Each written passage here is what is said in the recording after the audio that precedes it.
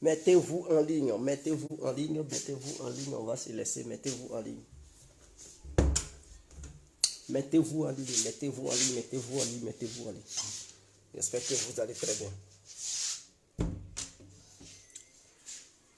J'espère que vous allez très bien. Connectez-vous, connectez-vous, connectez-vous. Connectez-vous. En même temps, mieux. Connectez-vous, connectez-vous. N'hésitez surtout pas à vous connecter. N'hésitez surtout pas à vous connecter. Mettez-vous en ligne. Mettez-vous en ligne. Partagez le direct, partagez le direct. Je vais vous expliquer.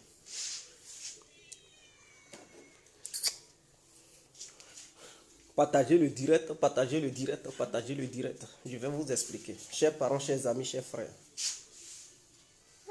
Partagez le direct, partagez le direct. Partagez le direct. Et n'oubliez pas de me donner mes étoiles.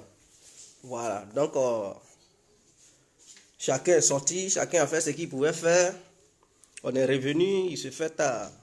C'est le moment de faire une petite vidéo pour faire truc. J'aimerais préciser quelque chose. Ceux qui me disent, ah, tu es babysitter, mais vous rêvez comment même? Vous pensez qu'ici c'est l'Afrique.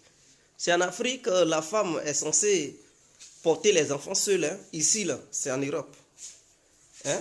L'égalité des femmes et les hommes. Ici, femmes et hommes, là, c'est même, tout le monde est sur le même pied d'égalité. Donc, les enfants, ce n'est pas la femme seulement qui doit porter les enfants. Et puis, les enfants, là, ce sont mes enfants. Donc, pourquoi, quand je les porte, ça vous dérange? Non, pourquoi? Non, ce sont deux enfants. Donc, si leur mère porte un et que je porte un, ou bien de laisser, d'abandonner toutes les deux dans la main de leur maman, et puis bon, elles vont la fatiguer. Ce sont des enfants qui... Voilà. C'est pas normal quand même. Donc, le père doit quand même aussi aider madame à, à porter les enfants. Donc, voilà pourquoi souvent vous me voyez. Si je fais un direct et que je suis à la maison, pendant que je suis à la maison, je fais un direct, je ne peux pas porter tous les deux enfants. Il faudrait que je porte un, madame porte un. Donc, c'est comme ça. Donc, je ne peux pas être babysitter pour mes propres enfants. Je ne suis pas ici pour faire travail de babysitter. Vous devez le savoir. Voilà. J'ai ce que je fais comme mon boulot. Et ce n'est pas histoire de babysitter. Voilà. Quand il s'agit de mes enfants, ce n'est pas une question de babysitter. Donc, mettez ça dans vos têtes. Donc, sur ce, on laisse ce passage, on va parler d'autre chose. Donnez-moi mes étoiles en quitté ici. C'est mon bon année. C'est mon bon année. C'est mon bon année. Donc, donnez-moi mes étoiles. Alors, bonsoir à tous et à tout temps pour tous ceux qui ne me connaissent pas. Je suis l'incontournable, guerre complet tout terrain, l'homme dont on parle, l'homme qui n'a pas fort aux yeux, l'homme qui ne mange pas ses mots. Vous pouvez aussi m'appeler devant la vie, l'homme des rêves, vous venez italien, docteur Mondon, appelez-moi boum boum. Laisse-moi mourir 5 heures, plein droit, El Padrino, Camari, Dezo ou la Mouja. Alors, nous voilà à nouveau devant cette caméra pour parler des deux gagnants de cette guerre qui se passe en Ukraine. Je dis la Russie et les Américains seront les deux gagnants. Est-ce que vous comprenez? Donc l'Amérique et la Russie seront les deux gagnantes de cette guerre. L'Europe va sortir zéro. Les Européens, ils n'auront rien. Est-ce que vous comprenez? Ils n'auront rien. Pikini même, ils n'auront pas. Et puis non seulement ils vont détruire leur propre économie. D'abord, pourquoi les Américains et les Russes vont gagner et les Européens vont sortir zéro? Vont sortir affaiblis pendant longtemps et tout. D'abord, grâce à cette guerre, l'Amérique a pu avoir une emprise totale, je dis bien une emprise totale sur l'Europe en matière d'énergie. Donc, l'Amérique a permis aux Européens, a poussé les Européens d'abandonner l'énergie russe. Même s'il y a certains tuyaux pour s'alimenter petit à petit, mais ce n'est plus comme auparavant. Donc, ils n'ont plus la même capacité qu'ils avaient. Ils s'alimentaient auprès des Russes pour pouvoir permettre à les sociétés de concurrencer les sociétés américaines. Donc, du coup, l'Amérique a poussé les Européens à prendre des sanctions dures face à la Russie. Et en retour, les Européens se sont retrouvés dans une situation calamiteuse où ils voient l'inflation galoper, où ils voient leurs différentes entreprises qui ne sont plus compétitives. Parce que l'énergie est coûteuse. Et donc, si jamais ils produisent, alors ils vont faire cher leurs marchandises. Donc, quelqu'un qui produit des bonnes choses, mais qui fait ça cher, les mêmes choses se trouvent sur un autre marché, mais à bas prix. Mon frère, tu vas aller acheter ça où il y a bas prix. Là. Tu ne vas pas acheter, on dit Louis Vuitton, coûte tel, par exemple, on dit une chemise de Louis Vuitton coûte 1000 euros. Cette même chemise de Louis Vuitton, tu vas ailleurs, on dit non, c'est 150 euros. Tu vas acheter ça où? Mais tu vas aller là où on vend 150 euros. C'est de ça qu'il s'agit. C'est de ça qu'il s'agit. Donc les Américains, non seulement ils ont eu le contrat énergétique de l'Europe.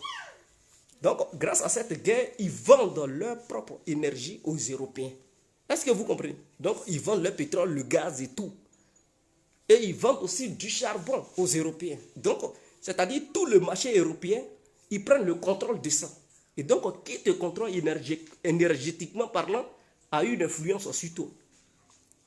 Est-ce que vous comprenez? Donc, avec ça, les Américains ont tout fait pour détruire les gazoducs qui pouvaient alimenter les Européens. Donc, il n'y a plus de gazoducs. Donc, toute la politique américaine, c'est ce que l'Europe va suivre. L'Europe ne pourra plus dire mot face aux Américains. Parce que si les Américains menacent les Européens pour dire, si vous continuez, on coupe le gaz, on vous coupe le gaz, on vous coupe le pétrole, on vous coupe le charbon. Les Européens vont se tourner vers qui immédiatement pour remplacer l'énergie américaine. Sachant bel et bien qu'ils ne s'attendent plus à les Russes. Donc, ça va être difficile. Les Russes qui n'ont plus confiance aux dirigeants européens qui ont pris certaines décisions, donc il n'y a plus de confiance entre eux. Donc automatiquement, ils ne vont pas dire, bon, on va rétablir les liens et on va envoyer une capacité d'énergie capable d'alimenter l'Europe. Donc les Américains auront une politique très influente sur l'Europe. Ça, c'est un. Donc, la première perte de pouvoir sur l'Amérique, c'est-à-dire l'Europe n'aura plus de pouvoir sur les Américains. Donc les Américains vont dominer l'Europe à 100%. Si auparavant les Européens pouvaient dire non, maintenant ils ne peuvent plus dire non devant l'oncle Sam. Est-ce que vous comprenez? Ça c'est un premier point. Deuxième point, les Européens ne pourront plus essayer de créer une défense commune européenne. Puisque avec cette guerre, les Européens sont là à se désarmer. Ils sont là à se désarmer. Parce que leurs armes, les Américains les poussent à donner ça aux Ukrainiens. Sachant bel et bien que par rapport à la manque de trucs d'énergie, au manque d'énergie plutôt, par rapport au manque d'énergie, les entreprises d'armerie européennes ne pourront plus compétir, ne pourront plus fabriquer des armes en masse pour pouvoir remplir, pour pouvoir essayer de boucher les trous qu'eux-mêmes ils sont là créés en armant l'Ukraine.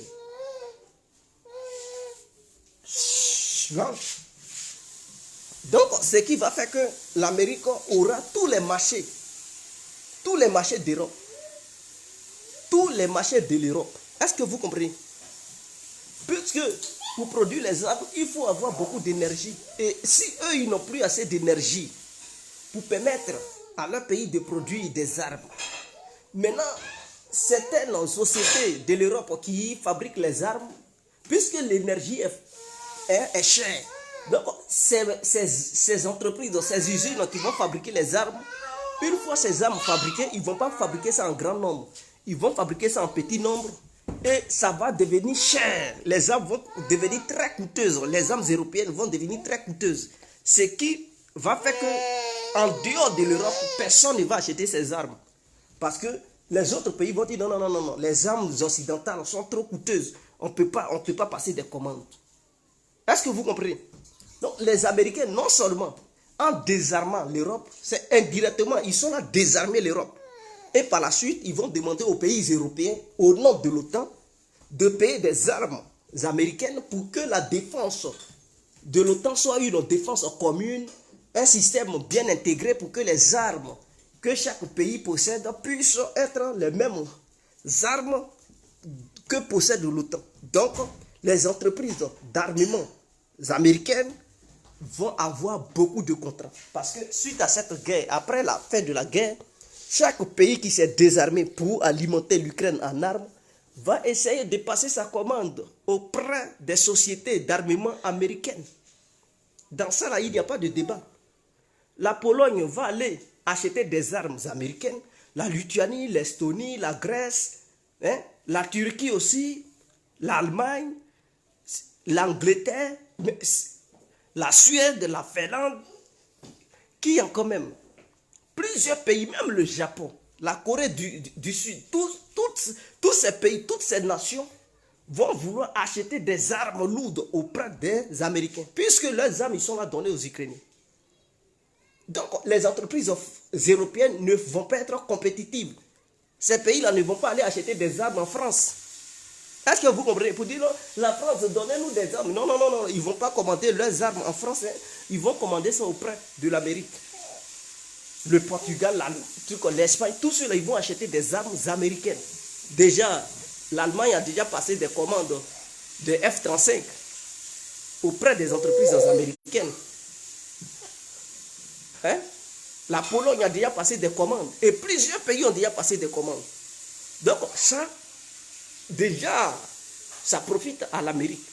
Maintenant, l'Europe gagne quoi? L'Europe ne va rien gagner, mes frères.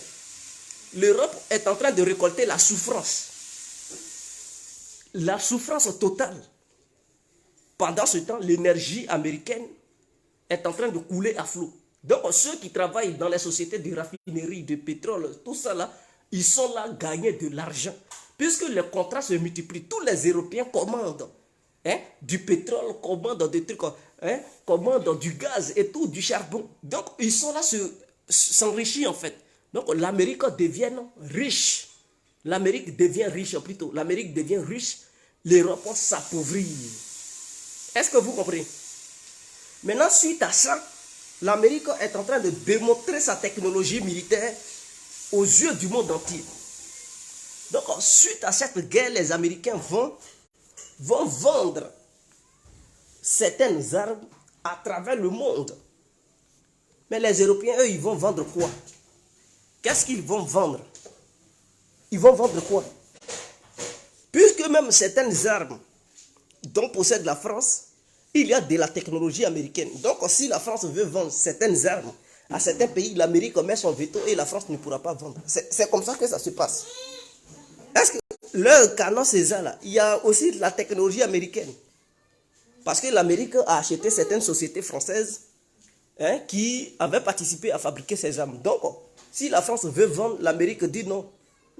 On ne donne pas notre accord parce qu'il y a notre puce, ou bien nos puces, ou bien il y a notre technologie, on ne veut pas vendre ça à tel pays. C'est bloqué, la France ne pourra plus vendre. Et l'Amérique passe derrière pour vendre ça. C'est comme ça se passe. La preuve en est que la Colombie avait commandé au moins 16 rafales ou 12 rafales auprès de la France. Qu'est-ce qui s'est passé? L'Allemagne a dit non, il y a sa technologie dans la fabrication de trucs, du rafale. Donc l'Allemagne n'est pas d'accord que la France vende ses avions à la Colombie. Résultat, la vente a été annulée. Et c'est comme ça. C'est comme ça. Mais l'Allemagne ne paye pas ses avions. L'Allemagne s'en va s'alimenter auprès de l'Amérique en avion. L'Allemagne s'en va commander des avions américains. Et laisse le Rafale français. Est-ce que vous comprenez? Laisse le Rafale français et paye des avions américains. Et c'est comme ça que ça se passe. Donc la France est bloquée, elle ne peut pas vendre ses avions. Même entre eux et Européens, la France n'arrive pas à vendre ses armes aux pays européens. Or, une entreprise qui fabrique des armes, qui n'arrive pas à les vendre, ne peut pas avoir beaucoup d'argent pour produire beaucoup d'armes. Pour fabriquer, il faudrait que l'État finance cette entreprise. Or, si l'entreprise fabrique ses armes et parvient à les vendre, l'entreprise devient riche et peut fabriquer plusieurs armes. Donc, c'est ça le cas de la France. Donc l'Amérique s'enrichit derrière le dos des Européens. Donc après tout ce désarmement, tous ces pays européens vont commander des armes auprès de l'Amérique grâce à cette guerre ukrainienne. Maintenant les Ukrainiens, quand ça va finir, vous pensez qu'ils vont chercher leurs armes où? Ils vont demander aux Américains de leur donner des armes. Donc les Ukrainiens vont aller acheter leurs armes auprès de l'Amérique. Et ils vont faire comprendre aux Ukrainiens, n'achetez jamais d'armes auprès d'une entreprise européenne. Achetez vos armes auprès de l'Amérique pour que l'OTAN puisse coordonner les choses, on puisse mieux contrôler ça. Et l'Ukraine va passer sa commande auprès des États-Unis d'Amérique. Donc voici un peu pourquoi l'Amérique est gagnante. Et ce que l'Amérique est en train de démontrer, les autres pays assistent à ce qui se passe en Ukraine. Les autres pays assistent à ce qui se passe en Ukraine. Et donc, du coup, après cette guerre, chaque pays va voir la technologie militaire entre la Russie et les Américains. Les Européens, là, ça c'est fini. Parce que le monde entier voit que non, l'Europe n'a pas la capacité nécessaire de faire face à certaines armes. Si ce n'était pas l'Amérique, il y a longtemps, l'Ukraine serait déjà tombée. Parce que les Européens, eux, ils soutiennent, ils sont derrière les Américains. Même en renseignement et tout ça, ce sont les Américains qui sont devant. Les renseignements là, les Européens, ils suivent aussi les renseignements américains. Donc, du coup, le monde entier dit, ah, bon, sans l'Amérique, là, l'Europe n'est rien. Pourquoi laisser le vieux père qui commande l'Europe et payer des produits européens qui ne valent rien? Alors, nous, on va payer auprès des produits, on va payer les produits du vieux père, Uncle Sam. Donc, eux tous, ils vont aller chez Uncle Sam et les industries de l'armement européennes vont chuter. Non seulement ça coûtait déjà cher, mais à cause des trucs de l'énergie qui manque, ces industries ne vont plus beaucoup produire. Donc, même si elles parvenaient à produire, les prix allaient être tellement élevés que certains pays allaient renoncer à leurs différents contrats qui les liaient auparavant. Est-ce que vous comprenez? Donc, voici un peu ce qui se passe en fait. Maintenant, du côté de la Russie va gagner. Qu'il pleut, qu'il neige, la Russie gagnera. Parce que la Russie a investi assez dans cette opération spéciale. Donc la Russie gagnera des terres agricoles, gagnera des portions en Ukraine. Elle ne va pas sortir 0-0. Parce que les Ukrainiens le savent, les Occidentaux le savent, les Américains le savent, que la Russie ne peut pas chasser les Russes dans toute l'Ukraine. Donc la Russie ne peut pas quitter toute l'Ukraine, quitter la Crimée. Donc ça va durer comme ça peut durer. Mais pour finir, là, les Russes vont avoir des territoires. Le sang russe qui verse, ce n'est pas gratuit. Ils vont avoir des terres. Est-ce que vous comprenez? Donc ça ne sera plus la Crimée seulement, mais ça sera d'autres territoires. Donc la Russie sort gagnante. Et ces territoires-là, il y avait des anciennes entreprises soviétiques qui permettaient à la Russie de fabriquer certains bateaux, les porte-avions. Parce que Mariupol, c'était un port où la Russie fabriquait les porte-avions soviétiques. C'est là-bas tout se passait. Donc, la prise de Mariupol et le port de Mariupol va permettre à la Russie de fabriquer certains navires que la Russie ne fabriquait plus. Est-ce que vous comprenez? Voilà pourquoi le ministre de la Défense, il a dit qu'il faut créer 2 bases navales à Bédiance et à Mariupol. Parce que ces 2 bases navales, c'est là-bas les soviétiques ont fabriqué les gros navires et certains sous-marins. Chose que la Russie n'avait plus, cette capacité. Donc le fait d'avoir pris ces 2 ports va permettre aux Russes, parce que ce sont des ports qui ont été construits pour avoir la capacité de fabriquer des trucs, comment on appelle ça, des gros navires en fait, des gros navires et tout. Et puis aussi le port d'Odessa. Le port d'Odessa aussi permettait à l'Union soviétique de fabriquer certains navires d'une autre dimension. Donc, peu importe, la Russie gagne. Et elle va avoir des terres agricoles pour planter le blé et tout. Les terres agricoles ukrainiennes sont vraiment des jolies terres, sont des bonnes terres. Et la partie où la Russie contrôle, c'est la partie même qui est riche en minerais, en Ukraine. Donc la Russie ne paie pas, elle gagne. Non seulement elle gagne en population. Ah oui, mais c'est clair, vous pensez que quoi? La Russie gagne en population. Les Russes qui meurent là, en retour là, ils gagnent parce que la partie où ils contrôlent là, ça fait combien de millions d'habitants? Est-ce que ce sont tous les Ukrainiens qui ont fui cette partie pour partir? Non, d'autres sont restés là-bas. D'autres ont fui. C'est ceux qui ont les moyens qui ont fui. Maintenant, il y a d'autres même qui avaient les moyens qui ont fui. Ils sont partis en Russie. Donc, même si la Russie perdait 1 million de soldats sur le territoire ukrainien, en retour, la Russie allait avoir au moins 10 millions d'Ukrainiens. Elle investit. Mais en retour, elle a sa part. Les soldats qui meurent chaque jour, là, qui meurent sur le champ de bataille, ils sont remplacés par la population russophone qui est là-bas, qui n'était pas comptée parmi la population russe. Donc, vous comprenez. Mais les Occidentaux qui vont là-bas, qui meurent là, eux là, ils vont avoir quelle terre, quelle portion de terre, quel truc pour dire, bon, on va remplacer. Non, les Russes, eux, ils se remplacent. Hein. Donc, si les Russes ont perdu au moins 500 000 soldats sur le terrain, en retour, là, ils vont avoir 6 millions de trucs de population ukrainienne. Est-ce que vous comprenez ce que je dis? Les terres qu'ils ont pris, les territoires, Lugansk, Donetsk, Zaporizhia et Kherson, ces territoires qu'ils ont pris là, qu'ils contrôlent, il y a des gens qui vivent là-bas. Donc les soldats russes qui sont morts là, ils sont déjà remplacés. Poutine les a déjà remplacés, puisque la population qu'il a eue, les Ukrainiens se plaignent. Non? Oh, ils volent les enfants ukrainiens. Ils sont combien? Ils ont déjà fait les chiffres là. Ça fait combien d'enfants ils ont relevé? Donc vous comprenez déjà que ces enfants, ils dépassent 100 000 enfants. C'est des gens qui vont dans les 300 000, 400 000, 500 000. Maintenant, sans compter la population, les jeunes qui peuvent encore procréer. Tous ceux-là, ceux qui ont même fui pour aller en Russie, on leur a donné nationalité russe. Est-ce que vous comprenez? Donc du coup, ils sont nombreux. S'ils ne valent rien du tout là, ils peuvent atteindre au moins 7 millions à 6 millions de personnes. Bon, les Européens, les Russes ont fui la Russie. Il y a 1 million de Russes qui ont fui la Russie. Tout ça là, c'est du n'importe quoi. Parce que si 1 million de Russes ont fui la Russie, Poutine les remplace avec 5 millions de trucs d'Ukrainiens qui deviennent russes. Est-ce que vous comprenez? Donc, dans tous les cas, la Russie ne paie pas. Non seulement elle prend des territoires, mais elle prend encore des êtres humains. Vous comprenez maintenant la logique. Donc, dans tous les cas, la Russie ne paie pas. Elle gagne.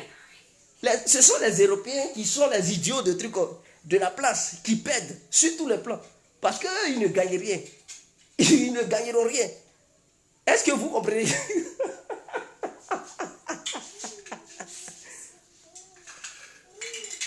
Eux, ils ne gagneront rien. Est-ce que vous comprenez? Donc, les Russes, c'est des gens, Poutine, les calculs qu'il a fait là. C'est-à-dire, si tes soldats meurent sur le terrain et qu'en retour, ils ne sont pas remplacés par d'autres hommes, d'autres personnes, là, tu peux pleurer. Mais s'il y a 5 soldats qui meurent, et que ces 5 soldats ont réussi à conquérir au moins un autre territoire, et sur ce territoire-là, il y a au moins 50 personnes, mais tu penses que tu perds? Non, tu gagnes. Vous comprenez? Donc la Russie gagne sur tous les plans. Elle a gagné la mer d'Azov. Est-ce que vous comprenez? Vers Mariupol, toute cette mer-là, c'est devenu pour la Russie. Donc tous les poissons qui sont là-bas, j'ai dit tous les poissons qui sont là-bas, le port, tous les minéraux, ça appartient maintenant à la Russie. Donc si la Russie avait perdu des humains, non seulement elle a gagné des poissons, elle a gagné une grande mer pour elle seule, elle a gagné des entreprises. Parce que ces villes qui ont été libérées, il y a des entreprises, des grosses entreprises qui sont là-bas. Donc la Russie s'est capable de ça. Pour dire à partir d'aujourd'hui, là, tout ça, là, c'est pour nous. C'est pour nous. Ce n'est plus pour quelqu'un. Donc, le sang qu'on a versé, le sang de nos hommes, là, ça ne va pas rester comme ça. Le sang de nos hommes, là, ça va être remplacé par ces terres qu'on prend, par ces enfants. On va les amener en Russie. On va leur en prendre le russe et les éduquer comme la Russie. Ils vont grandir en tant que Russes. Tout ce que les tabac que les Occidentaux disent, là, ça n'engage que Mais ces enfants qu'on a pris là, ils sont russes dorénavant. Tenez nationalité petit. Vous partez dans les universités russes, dans les écoles primaires russes. On va vous enseigner la russe, les études russes. Quand ils vont grandir, ils vont rentrer dans l'armée. Ils vont défendre la Russie. Ils ne vont pas aller défendre l'Ukraine. C'est ce que vous oubliez. Ce n'est pas l'Ukraine, ils vont aller défendre. Donc, ils vont aller défendre la Russie. Parce que ceux-là, avant même de grandir, ils vont déjà rentrer dans l'armée. Ils vont apprendre le maniement des armes. Est-ce que vous comprenez? Donc, la Russie gagne sur tous les plans. Maintenant aussi, dans cette guerre-là, ça a permis à la Russie d'être indépendante face à l'Occident, face à l'Amérique. Est-ce que vous comprenez? Parce que grâce à ça, l'Occident ne peut plus avoir un levier de pression sur la Russie. De nos jours, qu'est-ce que l'Occident encore peut utiliser pour impressionner la Russie? Pour mettre la pression sur la Russie, pour dire, si les Russes font ça, on va sanctionner. Parce qu'ils ont déjà utilisé toutes les sanctions dont ils disposaient. La Russie faisait partie de certaines organisations occidentales. Elle s'est retirée. Avec toutes ces sanctions-là, si la Russie n'a pas fléchi, mais suite à ça, qu'est-ce que l'Occident peut encore faire? Imaginons si la Russie veut éliminer un espion ou bien quelqu'un ici, et que la Russie élimine cette personne. L'Occident va encore utiliser quelles sanctions? Pour dire non, on va sanctionner la Russie pour mettre son économie en genoux. Non, il n'y aura plus de levier de sanctions. Donc la Russie est libre maintenant de faire sa politique comme elle le sent, à travers les autres trucs au point du globe. Est-ce que vous comprenez? Donc voici la vraie vérité. Voici la vraie vérité. Donc la Russie n'est plus sous influence. Et grâce à cette guerre, elle va réorienter son économie ailleurs. Donc son économie ne sera plus frappée par des sanctions occidentales. Ce qui permet à la Russie de travailler et trouver d'autres moyens pour contourner les sanctions occidentales, pousser les autres pays aussi à s'affirmer. Et donc ça fait que la Russie n'aura plus peur de l'Occident pour dire, bon, si je fais ça, ils vont sanctionner ceci, cela. Non, ils sont libres de mener leurs actions à travers le monde et renforcer leur économie. Et ça aussi, ça permet à la Russie de revoir sa technologie. Ce qui manquait à la Russie, là, ce qui manquait aux Russes, ils vont comprendre que suite à ces sanctions, il leur manque beaucoup de choses. Et que ces choses-là, il faut remplacer ça. Il faut travailler pour faire une bonne technologie. Donc là, les sanctions vont pousser les Russes à être autonomes technologiquement parlant. Parce qu'ils vont inventer certaines choses dont les Occidentaux ne s'imaginaient pas. Quand ils vont inventer ça, parce qu'il leur faut ça pour vivre. Il leur faut certaines choses pour avancer. Donc ils seront obligés de faire appel à leur génie. Et ça, l'Occident, la Russie dépendait de certaines choses auprès de l'Occident. Mais avec ces sanctions, les Russes vont travailler pour être autonomes dans ce domaine. Donc ces sanctions arrangent la Russie. Et donc du coup, ça permet à la Russie d'être gagnante. La Russie ne va plus demander certaines technologies auprès de l'Occident. Elle va bosser dur pour être autonome. Donc les pièces, certaines choses que la Russie payait auprès de l'Occident, dans les années à venir, la Russie ne va plus rien payer envers les Occidentaux. Et donc elle sera autonome. Est-ce que vous comprenez? Elle va fabriquer ses propres armes étant autonome en utilisant la technologie 100% russe. Elle ne va plus vendre ses armes à n'importe qui. Parce que auparavant, sans cette guerre en Ukraine, la Russie pouvait vendre ça à certains pays qui, eux, ils prennent ces armes pour donner ça aux Ukrainiens. Ils prennent ces armes pour donner ça aux Occidentaux pour étudier la technologie russe. Mais avec ça, la Russie a connu quels sont ceux qui sont ses ennemis et ses amis. Donc, elle ne va plus vendre n'importe quoi à n'importe qui. Avant de vendre maintenant ces choses, elle sait à quel pays il faut vendre. À quel pays il ne faut pas vendre ça. Est-ce que vous comprenez? Donc ça rend la Russie indépendante sur tous les fronts. Donc l'Occident ne peut plus influencer la Russie. Ne peut plus menacer la Russie de sanctions. ne peut plus dire aux Russes, ne faites pas ça, sinon on vous sanctionne. Donc l'Occident n'aura plus aucune influence sur la Russie, sur tous les plans. Parce que quand quelqu'un t'influence, il t'empêche de faire certaines choses. Il t'empêche de prendre certaines décisions. Mais lorsque tu n'es plus sous son influence, mon frère, tu es libre de faire tout ce que tu as envie de faire. Et c'est ça le cas de la Russie, entre la Russie et l'Occident. La Russie va redéfinir son économie. Parce qu'elle a enlevé maintenant son économie du côté de l'Occident pour réorienter ça dans un autre domaine, dans d'autres endroits du monde. Donc, ce qui fait que l'Occident ne peut plus dire on confisque l'argent des Russes, on confisque ceci, ils ont déjà tout confisqué. Tout ce qui se trouve en Occident, ils ont tout confisqué. Et donc, les Russes ont vu, ils ont compris. À partir de maintenant, ils ne vont plus mettre leur quoi que ce soit en Occident. Et donc, les Occidentaux vont encore faire quoi? Ils vont confisquer quoi encore? C'est fini. L'énergie bon marché qu'ils avaient, c'est fini. Ils ne vont plus avoir ce bon marché-là. Et donc, ils vont maintenant goûter la vie dure. Ils vont goûter ce que c'est que la vie dure, la vie chère. Donc, voilà la vraie vérité en fait.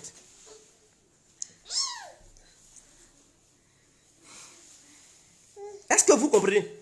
Donc, dans tous les cas, l'Occident perd. L'Occident perd. Et surtout, s'il y a eu une paix qui suivait en Ukraine,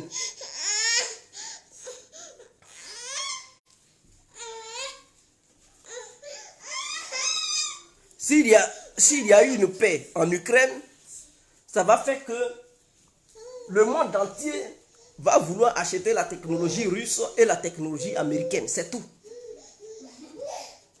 Déjà, ils regardent ce qui se passe. C'est une confrontation directe, indirecte entre l'OTAN et la Russie. Mais l'OTAN, là, le patron, ce sont les Américains. Est-ce que vous comprenez? Donc, suite à la paix qui va se signer, les Américains gagnent, les Russes gagnent. Mais en matière de vente d'armement, le monde entier va voir. Les Russes avaient utilisé ces gendarmes qui ont fait les preuves en Ukraine. Donc nous voulons acheter ça. Les Américains avaient utilisé ces gendarmes pour que ça fasse leurs preuves en Ukraine. Nous on veut commander ça. Et c'est ça.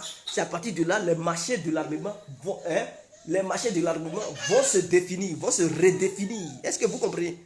Parce que ce qui se passe, le monde regarde. Le monde regarde. Et encore, l'Amérique va améliorer sa technologie militaire. La Russie aussi va améliorer sa technologie militaire. Quant à l'Occident, ce n'est pas le cas. Parce que les Occidentaux dépendent des Américains. Ils achètent les armes américaines.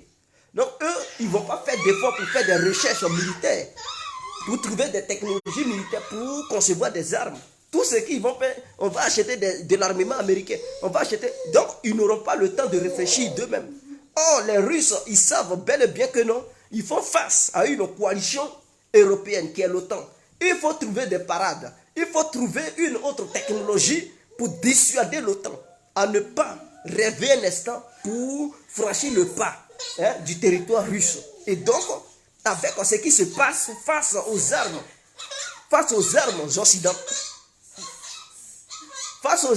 occidentales, la Russie sera dans l'obligation de trouver d'autres moyens.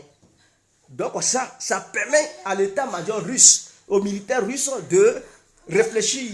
Et ça leur permet de voir comment les Occidentaux font leur guerre. Parce que ce qui se passe, c'est la technique militaire de l'Occident qui est mise en place, de l'OTAN. C'est ce que les Ukrainiens, les mercenaires et tout appliquent. Parce que ceux qui sont là-bas, ce sont des conseillers occidentaux. Les conseillers militaires de l'OTAN qui sont sur le terrain. Donc, c'est leur technique de guerre qui montre. Et tous les moyens qu'ils utilisent, guerre électronique, renseignement, tout, tactique. Donc, les Russes sont là à apprendre certaines choses. Et puis, l'Occident est en train d'apprendre certaines choses. Mais ceux qui sont là à apprendre sur le terrain, c'est l'Amérique qui va bénéficier de ça. Donc, chacun va améliorer son système de défense. Voilà pourquoi les Américains envoient leur système de défense. Ils ont des spécialistes qui surveillent ça. Mais ils vont voir les missiles russes, comment ça frappe, ceci, cela. Ils vont étudier ça et essayer de refaire trouver d'autres logiciels capables de contrer les frappes russes. Les Russes aussi, quand les Ukrainiens frappent le Donbass et lancent des missiles ainsi que des drones, eux aussi ils étudient la tactique militaire occidentale. Et leur logiciel de trucs de défense, ils vont améliorer ça pour contrer certains missiles de l'Occident. Donc voici un peu ce qui se passe. Donc ça permet aussi à la Russie de s'en débarrasser de ces vieilles armes soviétiques. Est-ce que vous comprenez? Donc les vieilles armes soviétiques qui étaient dans les stocks de l'armement russe, ils vont tout dégager parce qu'ils vont utiliser ça pour l'opération spéciale en Ukraine. Donc ça va faire que les années à venir, la Russie aura de nouvelles armes. Parce qu'elle sera dans l'obligation de fabriquer des armes, puisque les anciens armements, ou bien les anciennes armes soviétiques, leurs stocks vont tellement diminuer, ou bien le stock va tellement se réduire, que la Russie sera dans l'obligation de produire de nouvelles armes. Et elle ne va pas produire n'importe quoi. Elle va produire les armes qui font leur preuve en Ukraine en ce moment. Et toutes les armes qui n'ont pas pu faire leur preuve, la Russie va les abandonner. Mais la Russie va produire les armes qui sont à faire leur preuve en Ukraine pour dire, bon, telle arme a fait une grande preuve, mais c'est ça, on va fabriquer en masse. Maintenant, ils vont aussi réfléchir sur d'autres moyens plus puissants que ces armes dont ils disposent pour mettre ça à leur disposition. Des moyens puissants, mais pas un truc nucléaire, mais des missiles puissants qui vont essayer de dévier le système de défense aérienne occidentaux et tout. Donc, c'est ce qu'ils vont faire, ils vont réfléchir sur ça. Donc, technologiquement parlant, technologie militaire, ça va leur permettre de faire un bon boom. Est-ce que vous comprenez? Donc, tout ça là, c'est une leçon. Quant aux Européens, ils ne vont pas faire de bons trucs technologico-militaires. Non. Eux là, ils vont réfléchir combien de dollars ils vont prendre pour payer des avions, des missiles, des chars auprès de l'oncle Sam. C'est tout. Mais comme les Russes, ils savent qu'ils ne vont pas acheter des armes auprès des Chinois, auprès des Américains, auprès des Européens, qu'est-ce qu'ils vont faire? Ils vont réfléchir pour fabriquer leurs propres armes, pour faire face. Parce qu'ils savent que tôt ou tard, l'OTAN risque de les agresser. Et ce qui se passe en Ukraine va les pousser à s'armer jusqu'aux dents. Donc, la future Russie là, sera une Russie encore plus puissante que la Russie actuelle. Et ça sera des nouvelles armes dont la Russie disposera. Donc, voici un peu comment ça se passe. L'Amérique aussi va se renforcer. L'Occident ne va pas se renforcer. L'Occident va acheter les armes américaines. Et les Américains ne vont pas donner. Les Américains ne vont pas armer l'Occident jusqu'au temps. Ils vont limiter les armes qu'ils vont leur donner. Parce qu'ils ne savent jamais. Qu'est-ce qui va se passer? Est-ce que vous comprenez? Ils vont limiter les armes qu'ils vont fournir aux pays occidentaux. Ils vont dire on ne peut pas tout leur donner. On ne sait jamais. Qu'est-ce qui peut arriver d'un moment à l'autre? Donc ils vont limiter ça. Et le monde entier est en train de découvrir la guerre des drones. Est-ce que vous comprenez? Parce que la Russie ne tenait pas trop compte des drones. La Russie, vous savez, les Russes n'ont jamais accordé un truc particulier sur les drones. Les Américains ont toujours privilégié les drones. À un moment, les Américains avaient compris que les drones allaient faire partie de la nouvelle guerre moderne. Les Russes, ils n'ont jamais accordé un truc particulier, un intérêt particulier. Mais ce qui se passe en Ukraine, ils comprennent. Ils ont compris que non, les drones sont très importants dans les guerres nouvelles. Et vous allez les voir, quand ils vont démarrer, ils vont commencer à construire des milliers de drones. Et donc, ces drones seront au même titre. Ils vont faire la concurrence directe avec les Américains. Les Chinois ont compris. En ce moment, les Chinois fabriquent beaucoup de drones. Donc, les Russes, ils ont compris que les drones sont très importants.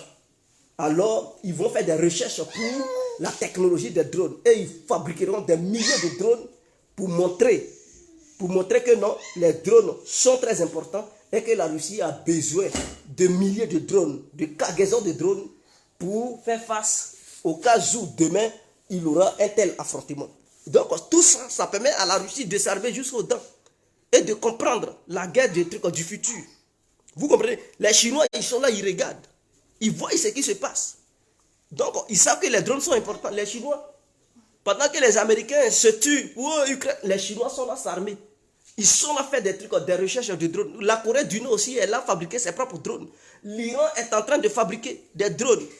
Et les Européens ont fait les éloges des drones iraniens. Donc, ils donnent de l'importance à l'Iran. Donc, l'Iran aussi, ça va monter les ailes des trucs des Iraniens. Ils vont encore faire des recherches pour perfectionner la recherche des trucs des drones, de la fabrication des drones. Donc, du coup, tous les pays du monde vont comprendre que les drones sont importants. Et donc, l'Occident va, d'ici 10 ans à 15 ans, l'Occident ne va plus intervenir n'importe où pour faire la guerre. Parce qu'il risque de saigner. Puisque tout le monde, tous les pays du monde vont se doter de plusieurs drones à pouvoir frapper l'adversaire aussi, si on t'attaque. Donc, d'ici 15 ans, les guerres à venir, là, ça va être très compliqué pour l'Occident. Donc, voilà un peu mon analyse du soir. Si on se laisse, voilà pourquoi je dis les gagnants seront les Russes et les Américains. Les Ukrainiens vont perdre. Ils doivent comprendre qu'ils vont perdre beaucoup de territoires. Ils vont s'endetter. Et ces dettes-là, comme ils ne pourront plus rembourser ces dettes, alors leur État, en tant qu'Ukraine, ne pourra plus exister. L'Ukraine ne pourra plus exister parce que c'est Washington qui va diriger le reste de l'Ukraine. Ce sont les Américains qui vont diriger le reste de l'Ukraine. C'est eux qui vont choisir les dirigeants. C'est eux qui vont dicter la politique. C'est eux qui vont contrôler les points stratégiques. Et le peuple ukrainien va souffrir durant les années qui viennent. Les Américains vont faire venir des citoyens américains pour travailler dans des secteurs stratégiques. Prendre les biens de l'Ukraine pour envoyer ça aux États-Unis. Et l'Ukraine ne pourra plus rien dire. La Russie ne pourra plus les aider puisque ils ne vont plus parler à les Russes. Et les territoires que la Russie va contrôler, ces territoires ne seront plus sous l'influence américaine. Mais le reste, l'Amérique va influencer ces territoires. Et c'est fini pour eux. Ils vont se lamenter. Eux tous, ils vont aller en exil en Europe. Ils vont remplir l'Europe en train de faire trucs.